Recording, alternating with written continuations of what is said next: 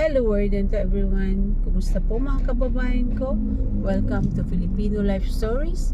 Ang ating buhay bilang Pilipino. Ito po araw-araw po na bumabiyahe po tayo. Araw-araw po na may nagninegosyo. Araw-araw din po yung may commuters. Yan. Ito po yung buhay natin eh. This is Dagupan City. Yan, dahil taga rito po tayo sa Pangasinan. Ito po yung araw-araw nating buhay bilang Pilipino dito sa Pilipinas, mga kababayan ko.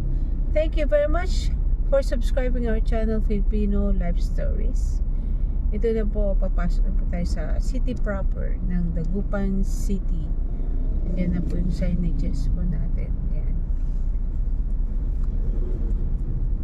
Araw-araw na trabaho, araw-araw na motorista, araw-araw na bus driver, araw-araw po yan. Kaya pag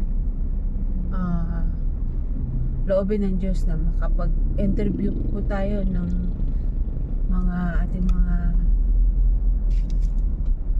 fellow Filipino driver, tricycle driver and jeepney driver. Pag minsan mag-jeep po tayo.